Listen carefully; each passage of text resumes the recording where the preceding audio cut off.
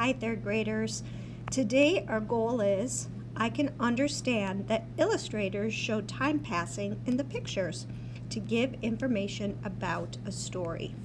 Let's take a look at a book we read. Do you remember this book called The Paper Boy? At the beginning of the book, the illustrator shows us this picture. It's a boy and his dog in bed. I can see stars and a moon in the sky in the boy's window.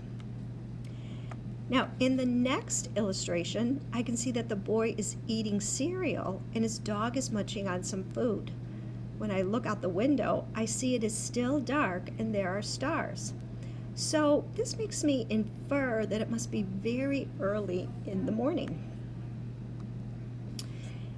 After you read a few pages, you see this illustration. What do you notice about time passing in this picture? Look at how the sky has changed. I no longer see a dark sky with stars and a moon, but the sun rising behind the mountains. What do you notice here? The sky is turning brighter. This makes me think that probably a few hours have passed since the boy first got out of bed. Let's take a look at these two pictures. Look at the picture on the left.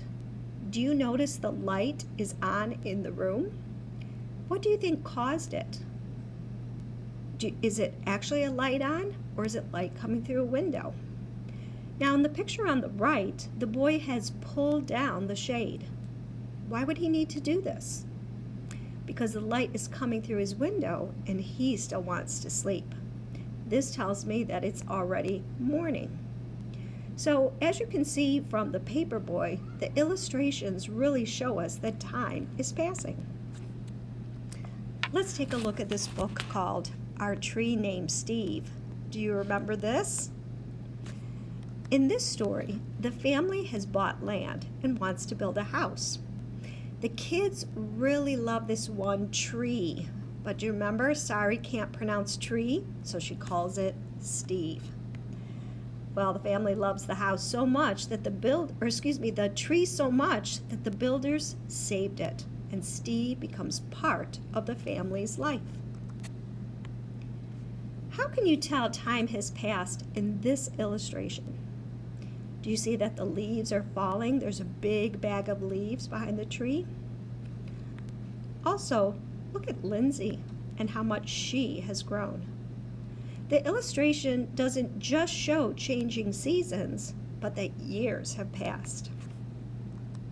Here's another great example of how the illustrator shows us that time is passing and it is now winter. These illustrations do two things. One shows us that the family was not able to spare Steve's life, and the color also helps us to see that Kirby's mood is very sad as he misses Steve. Now in this illustration, we can see that Steve has performed his last trick and is still with the family, but in a different tree in the yard. The illustrator does a wonderful job showing us how time has passed and the mood of the story in this picture. Do you see how much brighter it is than the other pictures? Kirby seems very happy to see his old friend. So, congratulations, third graders. You now understand that illustrators can show time passing in the pictures to give information about a story. So, what's next? You're going to listen to a story called Ruby's Wish, and you're going to think about how you can tell that time is passing. After you listen to the story, you're going to take a short quiz on Schoology. Today, as you are doing your independent reading, see if you can find any clues from the illustration that helps you to understand how time has passed. Happy reading, third graders!